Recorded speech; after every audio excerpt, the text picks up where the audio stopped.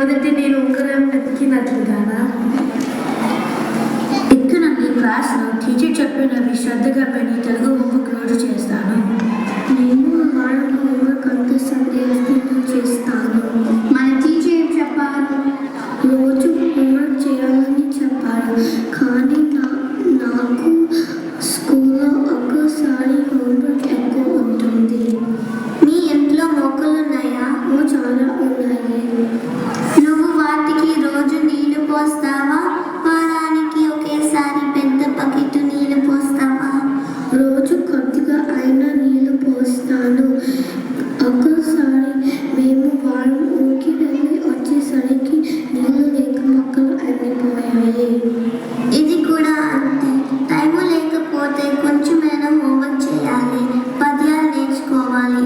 అప్పుడే తెలుగు నేర్చుకోవడంలో ఎంజాయ్మెంట్ తెలుస్తుంది.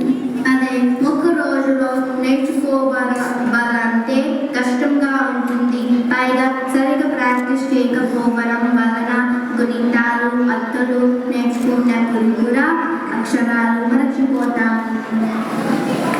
రోజు హోంవర్క్ ఎందుకు చేయాలో ఇప్పుడు అర్థమైంది. మన దేశానికి ఎంతో దూరంలో ఉన్న మన మూలాలు అక్కడే ఉన్నాయి. వేర్లు లేకపోతే జట్టు ఎలా నిలవలేదో మనం కూడా అలానే ఐడెంటిటీ లేకుండా అయిపోతాం. సరిగా చెప్పారు. తెలుగు మాట్లాడడానికి మీరు ఏం చేస్తున్నారు? మా అమ్మ రోజు తెలుగు కథలు చదివి వినిపిస్తుంది. ఇంట్లో నేను తెలుగులోనే మాట్లాడడానికి ప్రయత్నిస్తున్నాను. తెలుగు పుస్తకాల్లో నేను నాకు తెలిసిన అక్షరాల కోసం వెతుకుతాను. It's fun. ఈ భాష ఎప్పటి నుంచో ఉన్నదేగా, ఇప్పుడు ఎందుకు మనం ఎంతగా ఆలోచిస్తున్నాం? నా ఉంగరం లాగే నా దగ్గర ఉన్నప్పుడు అది అందంగా ఉందని అనుకున్నా.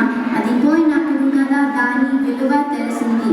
ఇప్పుడు చూడండి, అంతకు ముందు కంటే ఇంకా ఎంత అందంగా ఉందో. మన భాషను నిలుపుకోవాల్సిన బాధ్యత మనందరికీ. తెలుగు చదవడం, రాయడం నేర్చుకుందాం.